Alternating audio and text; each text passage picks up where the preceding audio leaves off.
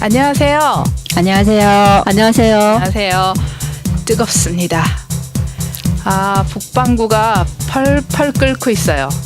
지구 온난화가 아니라 지구 열대화가 느껴지는 날이 연속되고 있습니다. 정말 더웠죠.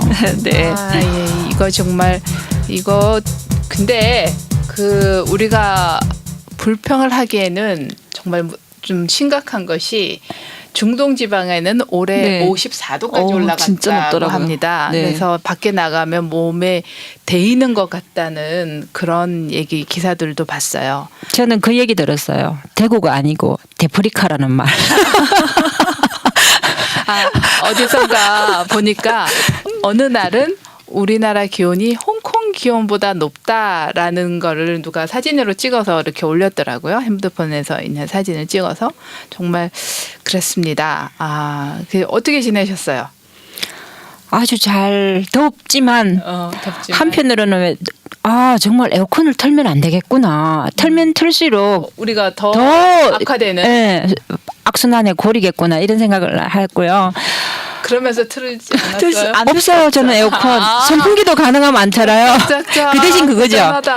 얼음팩을 수건에 감아서 안고 자요. 그러면 정말 시원해요. 오. 여기서 재밌는 얘기 하나요. 네. 저도 에어컨이 없거든요. 네. 자랑은 아닌데 네. 버티고 있었는데 네. 남편이 올해 에어컨 안 사주면 안 집 된다고. 나가겠다? 꼭 사주라고. 그래서 제가 다짐했죠. 정말 올해처럼 더우면 내년도 덥겠구나. 올해는 아니, 사야겠다 생각했어요. 저는 사실 네. 에어컨이 있긴 하지만 네. 한 해 몇 번 틀지 않고, 근데 저희 시어머니 가끔 오시면 이제 걱정하시는 거예요. 제가 너무 아껴서 안 네. 틀 줄 알고 네. 야 니네는 에어컨 좀 틀고 살아라 막 그러시거든요. 근데 네. 사실 저도 뭐 적극적 환경주의자는 아니지만 네. 소극적 환경주의자라서 가능하면 안 틀고 지내보자 했는데 올해 좀 틀었어요. 제가 네. 네. 저는 이렇게 찬물 저도 여름에 더울 때는 찬물이 좋죠. 근데 이렇게 몸에 뭐 미지근한 물 그냥 물이 좋다고 해서 먹었었는데 올해는 정말 봉지 얼음을 사서 맞아요. 거의 지금 정말 심각해요. 봉지 얼음이 떨어져서 파는 데가 없어요. 다른 그 나뿐만이 정도로? 아니고 예. 그리고 원래 생수 판매가 그렇게 급증했다고 하잖아요. 그러니까요. 언제부터 우리가 물을 사서 먹답니까? 끓여 먹지 않고 끓일 수가 없잖아요. 더워서. 너무 더워가지고 네. 그리고 저희가 이렇게 웃고 떠드는 동안 듣고 또 보고 계시는, 그리고 더위를 또 참고 견디고 계시는 여러분들은 어떻게 지내셨습니까? 휴가 후에 저희가 다시 이 자리에 모였습니다. 한 가지 얘기를 할까요? 이 책에 나온 얘기인데요. 나이팅게일 아시죠? 예. 네, 나이팅게일이 했다고 합니다. 그 얘기를 잠깐만 먼저 서두에 할게요. 그 사람이 건강한 사람과 환자의 차이점이 뭐냐 그랬을 때 환자는 침상에 누워 있고 건강한 사람은 걸어 다닌다. 예. 네. 그러면 건강한 사람과 환자의 차이는 걷는다라는 것에서 나오는데, 인간이 걷는다, 걸을 수 있다라고 하는 것은 건강하다는 거죠. 우리가 덥다고 생각해서 더운 날씨에 잠깐 쉴 수는 있지만 걷는 것을 멈출 수는 없다. 그렇기 때문에 우리가 건강한 사람이 되기 위해서는 더위도 참고 이기면서 계속해서 걸어야겠다. 예. 멋집니다. 그런 생각을 했습니다. 네. 자, 그럼 오늘의 책 소개를 우리 좀 더운 날씨에 이거 더 덥지 않을까라는 생각이 들지만 저희가 또 스토리텔러니까 더운 날씨에도 지적 생활을 멈출 수 없겠잖아요. 그래서 네, 지적 생활의 즐거움, 네, 책 속에 좀 선정된 계기 등등 작가 소개까지 좀 해주시죠. 보통 책 읽을 때 김욱 씨가 이렇게 번역한 책을 몇 번 읽어봤었어요. 그런데 어느 날 아시는 분이 페이스북에 뭐 김욱 씨의 뭐 고령에도 불구하고 번역하시고 뭐 생활하는 어떤 그런 얘기를 올리셨더라고요, 기사에. 아, 그래서 관심이 갔어요. 저는 그분은 이름을 알고 있었지만 그렇게 고령이라는 거는 몰랐었거든요. 그래서 이분이 최근에 번역하신 책이 지적 생활의 즐거움이라는 책이었고요. 그래서 읽게 됐는데, 책 소개를 하자면, 작가는 필립 길버트 해머턴 씨고요. 지적 생활이라는 말을 우리가 많이 생활상에서 쓰잖아요. 지적인 삶 뭐 이렇게 이 말을 처음 사용하신 분이라고 하네요. 근데 19세기 분이에요. 19세기. 180년도. 네, 1800 년도. 얼마에서 뭐 1900 이렇게 되는데 책 내용을 읽어보시면 그때나 지금이나 참 공감하지 않나 싶은 너무 예. 똑같고 공감이 너무 잘 돼서 놀랐어요, 네. 오히려. 그렇죠. 네. 원래 이렇게 작가의 꿈을 키웠지만 글 쓰는 솜씨가 이렇게 예를 들면은 도스토옙스키라든가 그런 사람 정도의 실력은 안 되고 그리고 또 그림에도 소질이 있었다고 해요. 그래서 그 접합 부분 정도로 해가지고 화가의 길을 걷다가 지금 이렇게 예술 잡지 뭐 포트폴리오를 출간할 어떤 그 정도의 경력도 있으시고 한 그런 분이세요. 그래서 이 책을 읽어봤고요.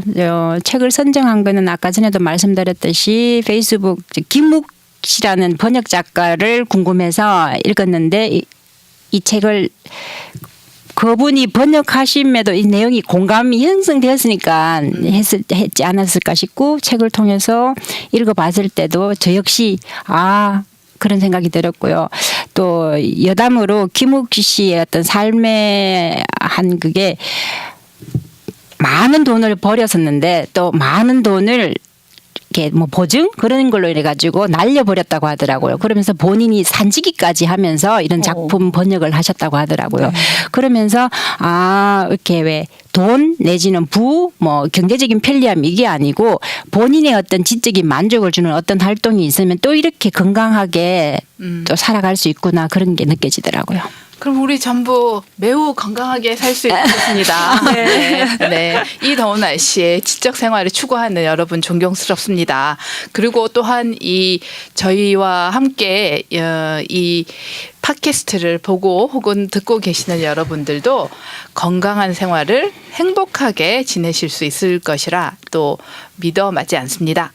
자, 그러면 우리 이렇게 근데 사실 참 책 선정하는데 역자를 보고 선정했다는 것은 저로서는 상당히 고무적이에요. 사실 제가 그 번역을 하기는 하지만 아직까지 제 이름을 보고 딱 책을 봤다라는 그런 자부심이 저에게 있는가라고 생각했을 때 한편으로 매우 부럽고 또 어느 정도 제 생각하고 있던 책을 그럼 나도 한번 자신 있게 내가 책을 선정해서 한번 번역을 물론 선정해서 출판사에게 소개한 책들은 여럿 있지만 그것 말고 제가 그렇게 액티브하게 책을 편역해서 하는 것도 재미있겠다. 여러분들은 사실 더욱더 창작에 매진해 주시면 창작에 손을 놓은 지가 너무 오래된 것 같아요. 창작에 매진해 주십시오. 그 김욱 편역이라고 되어 있던데 그 번역과 편역의 차이점에 대해서 좀 알려주세요. 전문가이신 신의원님께서. 그 편역이라고 하면요. 이제 번역을 그대로 하면 사실 원문이 가지고 있는 그 장점이 있는데요. 그 장점을 그대로 한국말로 옮겼을 때 어색함을 피할 수가 없어요. 사실 그래서 항상 그 번역계에서는 그 두 가지가 굉장히 상반되기 때문에 원문을 중시해야 되느냐, 한국말로 했을 때 그 가독성을 중시하느냐가 그게 해석 번역계에서는 논쟁이 되어 있었고 최근에는 이제 가독성을 더 중시하는 걸로 가 있어요. 그런데 이 편역이라 하면 그런 그 가독성 위주의 번역에서 더 나아가서 원문에 있는 것을 그래서 한국 실정에 잘 안 맞으면 좀 빼기도 하고 그다음에 좀 가필이 되기도 하고 그런 식으로 해서 한국 게 한국어뿐만 아니라 한국 문화에 조금 더 친밀하게 다가올 수 있도록 하는 것을 편역이라고 생각하시면 될 것 같아요. 그래요? 네. 그럼 저기 잠깐 궁금한 게 그거 왜 최근에 한강에 채식주의자 있잖아요. 네네네. 그건 언니 저기 단순 번역 정도일까요? 아니면 편역 정도일까요? 제가 다 읽지 못해서 성수 씨가 책을 원문을 시켰으니까 빌려주시면 제가 좀 더 네. 구체적으로 읽고 근데 제가 들은 이야기로는 번역이 잘 되었다라고 합니다. 네. 그렇지 않으면 물론 영어로 했을 때는 한국의 한강의 채식주의자는 아니겠죠. 그렇지만 편역이 되면 대개 편역이라는 건 어떤 장르를 바꿀 때 예를 들어서 소설책이었는데 만화책으로 바뀐다든가 네. 이럴 때 편역을 많이 활용을 하죠. 그래서 단지 소설을 그 나라 특히 문학 작품을 다른 말로 옮겼을 때 편역을 한다 그러면 그거는 상당한 신뢰가 되겠죠. 네. 그러네요. 안 그래도 거기도 보면 소주를 그냥 소주로 올려놨. 예. 그거는 하더라고요. 사실 뭐 그거를 뭐 순도 뭐 도가 높은 뭐 35도의 알코올 이런 식으로 표현할 수는 없거든요. 네, 그렇죠. 그렇구나. 네. 자, 그렇습니다. 근데 이제 이 책을 읽다 보니까 제가 이 뒤에도 이제 책을 읽으면서 쭉 메모를 했지만 책 내용에서 참 새겨둘 만한 기억을 해둘 만한 내용들이 많이 나왔어요. 그래서 그 안에 있는 문장들을 한 문장 혹은 뭐 이렇게 기억나시는 대목 하고도 관련되는데 지적 즐거움과 지적 노동은 다르다라는 말을 하잖아요. 지적 즐거움은 목적이 나의 즐거움, 나를 향한 즐거움인 거고 지적 노동은 나도 즐거울 수도 있겠지만 타인을 우선적으로 생각해서 글을 써야 된다고 하는데 그래서 지적 노동보다는 삶 속에서 지적 즐거움을 챙기면서 그것이 누군가가 좋다, 작품 좋다라고 많이 일깨워지는 그런 게 작가가 추구하는 어떤 그런 거더라고요. 그래서 그게 마음에 와닿았었어요. 그 부분이. 그러면 정임 씨. 네, 여기서 공감되는 부분들이 좀 이렇게 읽어보면요. 좋은 말이 참 많던데. 되게 신기한 거는 어떻게 180년 전의 얘기인데 이게 하나도 어색하지 않고 이렇게 저희 마음에 똑같이 와 닿을까라는 생각을 하면서 삶이 사람들과의 그 생활이 똑같구나. 그거 참 신기했어요. 제가 한번 읽어볼게요. 독립된 인격은 독립된 생활에서 독립된 정신에서 만들어지는 것이다. 두뇌 활동에 나서고 싶은 분이라면 지적 생활을 동경하고 있는 분이라면 반드시 가장 적합한 방법으로 생활을 관리해야 한다. 나만의 규칙을 세워야 한다. 그 규칙을 무슨 일이 있어도 지켜내야 한다. 각오가 필요한 일이다. 지적 생활은 동경이 아닌 각오에서 출발한다. 저는 이게 주제라고 생각이 되는데요. 어쨌든 그 지적 생활이라는 것이 처음에는 그렇게 생각했거든요. 이게 무슨 지성 아니면 어떤 그런 사람들의 어떤 그런 배움에 관한 책인가라고 생각했는데 그게 아니라 자기에 맞는 어떤 그런 생활 습관들을 정해서 자기가 자기 생각들을 세우고 또 그 지적 생활을 통해서 우리가 좀 나다워지는 거? 그게 결국 지적 생활이 아닐까 그런 생각을 해봤습니다. 아니 저는 이 책을 처음에 이제 소개받아서 책을 읽고 처음에 읽는데 아니 지적 생활에 대해서는 처음에 얘기가 안 나오고 계속 운동을 해라 하는 얘기가 계속 한 몇십 페이지 동안 그 네. 얘기가 나오는 거예요. 그래서 이거는 우리 지난번에 일본 네. 무라카미 하루키 책을 읽었을 때 거기서 그걸 계속 달리기 하라고. 계속 운동하잖아요. 그래서 네. 작가는 운동을 해야 된다는 건가? 아니면 지적 생활을 심지어 지적 생활을 운동을 해야 되는 건가? 근데 결국은 그렇죠. 건강한 정신에 건강한 사고가 가능하다라는 생각도 들면서 또한 가끔 TV나 이래서 굉장히 이제 혼자 사시는 그 할머니 할아버지 분들이 마음의 상처가 젊을 때 많이 있으셨던 분들은 그 집에 안에 들어가 보면 집이 쓰레기장인 경우가 많잖아요. 네. 모든 못 쓰는 것들을 쓰레기들 안 버리고 다 모아두고 네. 끊임없이 모아두고 그래서 자신이 잘 곳도 없이 만들어 놓는 그런 게 굉장히 특색으로 그 자기 삶을 관리하지 못하는 분들의 그 특징적인 것이 그런 그 훈련이 되지 않는 그런 게 하나 인생을 포기한 사람들의 그 공통점이 아닐까를 생각을 들면서 우리도 이 덥다고 핑계 대지 말고 운동을 좀 해야겠다 생각. 그런 말 나오잖아요. 여기 책에 보면은 저기 운동의 중요성 뭐 이렇게 얘기하면서 모든 병명은 신체 부위와 관련되어서 물론 정신적인 면도 중요하고 누구는 뭐 몸이 더 중요하니 하지만 결국 병원 가서 어떤 병명이 나타날 때는 신체적인 부위와 관련되는 병명이라고 그만큼 이게 몸의 중요성, 운동의 중요성 그리고 규칙적인 생활의 중요성 그걸 강조하더라고요. 그리고 저는 참고했던 게 칸트 얘기가 나오는데 굉장히 규칙적인 어떤 그런 생활이었잖아요. 뭐 아침에 일어나서는 네, 5시 일어나서. 네. 가볍게 그렇게 네. 있다가 아침은 크게 과식도 아니고 그냥 담배랑 뭐 잠깐 커피 한 잔. 네. 커피 한 잔. 그걸로 끝나고 점심은 꼭 또 사람들을 만나서 네. 그 이유가 뭐냐 하면은 얘기를 해야지 소화가 잘 되고 흡수가 잘 되고 맞아요. 굉장히 개인주의적이에요. 그리고 6시부터 10시까지는 독서. 자기 전 15분 전에는 아무것도 안 하고 있다가 잠자는 거. 그리고 그 다음날 일어나서 뭐 또 산책 같은 거 할 때 그렇고 산책할 때는 꼭 혼자만 한다는 거. 그것도 이유가 뭐냐 하면은 타인이 있으면은 말을 하고 말을 하게 되고 네. 저기 말을 하게 되면은 코로 호흡을 안 되고. 숨을 들숨을 해야 되는데 입으로 들이쉬게 되면은 차가운 공기가 목구멍으로 들어가서 목에 안 좋고 뭐 그렇게 나오잖아요. 근데 처음에는 이게 이런 삶은 왜 평온한 시대 때 가능한 삶인 거고요. 그런데 다행히 칸트는 평온한 시대에 평온하게 사셨던 분이고 근데 이게 만약에 전쟁이 일어났다든가 막 피난 다니는 그런 상황에 만약 칸트였으면 엄청 스트레스 받지 않았겠나 싶고 결혼도 안 하고 독신이었다고 하잖아요. 결혼 생활을 했더라도 엄청 스트레스 받을 수 있는 그럴 줄 알고 안 한 것 같은데요.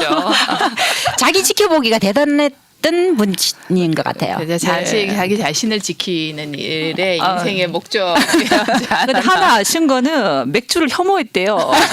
저는 맥주를 근데 좋아하는데. 맥주를 사랑하는 사람의 일인으로서 저도 그 부분 보면서 네. 정임 씨 생각했어요. 근데 나쁜 것만은 아니라고 하잖아요. 맥주가. 네, 그러니까. 뭐 맥주를 좋아하는 사람의 특징은 느긋한 성격이 있다고 그거 하잖아요. 마음에 들었어요. 그 말 되게 마음에 드는데. 네. 예, 제가 그 인상에 남았던 부분 하나만 읽어볼게요. 지적으로 만드는 힘은 배운 지식과 그리고 익힌 교양에 있는 것이 아니라 인생의 아름다운 인생의 아름다운 단면을 스스로 발견해내려는 노력과 인간답게 살아가려는 기쁨을 만끽하는 그러나 타고난 본성이다. 그런 말이 있어요. 이게 지금 제가 읽으니까 좀 그 말이 이렇게 딱 들어오는 얘기는 아니지만 생각을 해보면 인간은 본성적으로 아름답고 그 충만하게 살려는 그런 그 소망을 가지고 있다라는 뜻으로 저는 이해했어요. 네, 그렇습니다. 그러면 여기서 저기 네. 하나 재밌는 거는요. 그 식이요법에 대한 얘기와 우리 저기 다양한 이론들이 많잖아요. 근데 재밌는 거는 여기서 딱 정의하더라고요. 식이요법은 채소를 다량 섭취하고 고기를 피하고 물을 많이 마시는 건 아무런 소용이 없다. 진정한 식이요법은 생활 개선이다.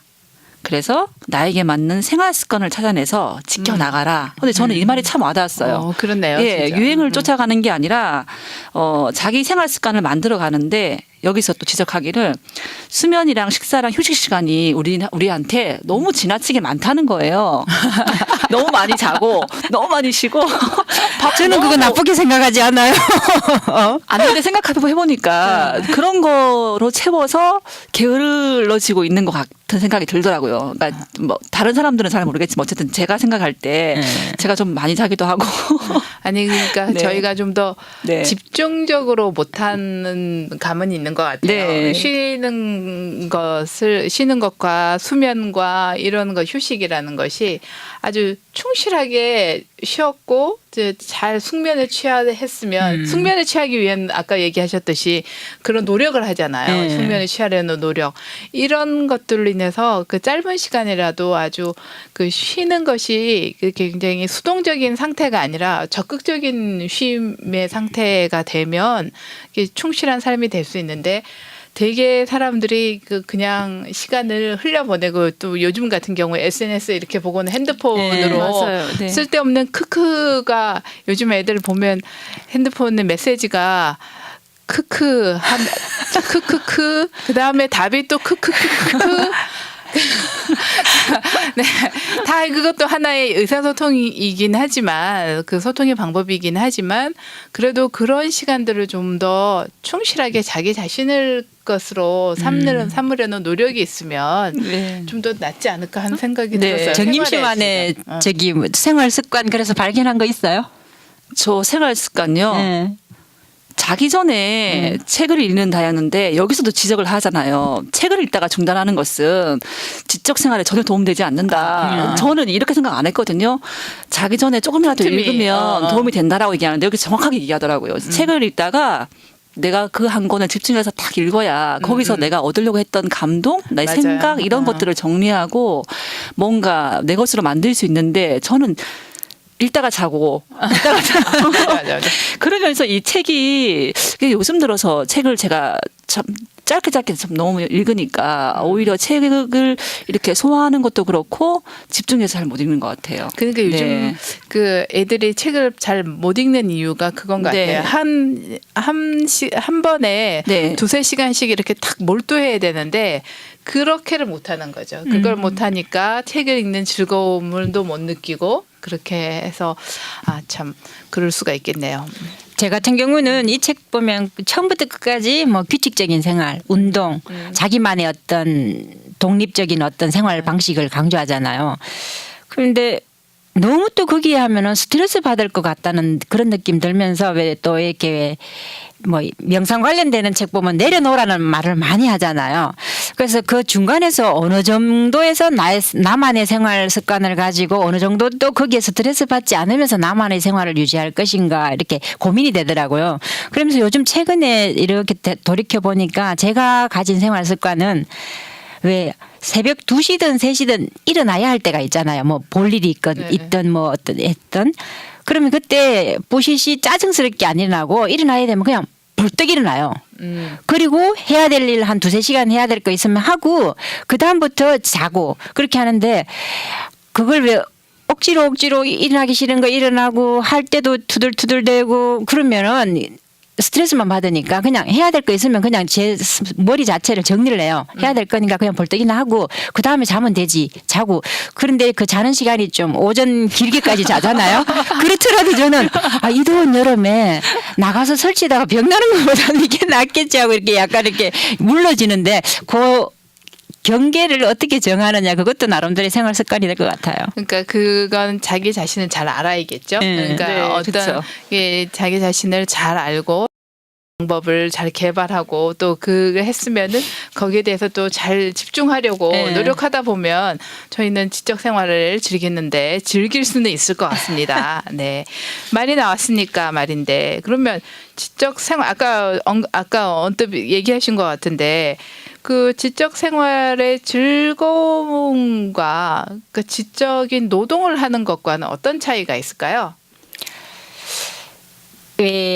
일단 그 과정에서 스트레스를 받느냐 안 받느냐의 차이일 것 같아요. 예를 들면은 저희들도 왜 지적 생활의 일부로서 문화 생활을 많이 하잖아요. 뭐 우리 3명의 공통점 같으면 시나리오 반 가서 창작도 하고 했었는데 그럴 경우에 그 시나리오 쓰는 과정이 제 내면을 드러내는 과정이고 해서 즐겁고 그렇게만 쓰면 그게 지적 즐거움일 건데 그게 아니고 남들이 보는 눈이 의식되고 왜 이렇게 해서 내 안에 있는 걸 자유롭게 펼치지 못하고 또 그리고 남들이 좀 더 재미있게 읽어야 되지 해서 의도가 들어가고 이렇게 하다 보면은 또 스트레스를 받잖아요. 그럼 그거는 노동이 아닌가 싶어요. 지적 노동. 그리고 특히 노동이라고 하면은 노동의 대가 외에 우리가 생활을 해갈 수 있는 비용이 나오는 어떤 그런 부분이 또 접합이 되기 때문에 좀 더 많은 스트레스가 가는 거고 그러다 보면 몸에 물이 가게 밤새워서 작업을 한다든가 그러고 나서 퍼지고 이런 생활 그런 게 지적 노동의 좀 안 좋은 점이라고 보고 지적 즐거움이라면은 말씀드린 대로 굉장한 규칙적인 생활 그게 길게 보면 오히려 더 건강에도 좋고 작품에도 좋고 뭐 어떤 지적 활동 그 자체에도 좋은 어떤 그런 거라고 느껴져요. 여기 책에 보니까 그 지적 생활에 대해서 이렇게 명쾌하게 얘기한 게 있던데요. 꽃을 좋아하는 사람이 있어요. 근데 그 사람이 꽃을 좋아하니까 당장 정원에 꽃을 심어요. 그러면 이거는 취미 생활이거나 이렇게 육체 노동이 되는데 꽃을 좋아하는 또 이제 다른 사람이 있어요. 근데 꽃을 좋아하니까 이 사람은 꽃을 심기 전에 뭐 식물학 표본을 공부한다든지 우리 정원 토양을 공부한다든지 이렇게 적합한 꽃을 어떻게 키워야 되는지를 조사해 보는 거예요. 이게 결국 지적 생활이라고 하더라고요. 그래서 저는 쉽게 이야기를 그러면 지적 생활 뭐 지적 노동 이게 이렇게 조금 쉽게 이해할 수 있는 게 아닌가. 그러니까 뭐 좋아해서 자기가 이렇게 그냥 하는 거만 들어가면 생활이 될 수 있고 이걸 조금 더 자기가 연구하고 조사하고 나름의 자기 어떤 그런 방식을 만들면 이게 아마 지적 생활이 되는 게 아닐까 그런 생각이 들어서 이해가 쉽더라고요. 네. 그 지금 생각이 났는데 그 얘기하시니까 꽃을 얘기하시니까 우리나라의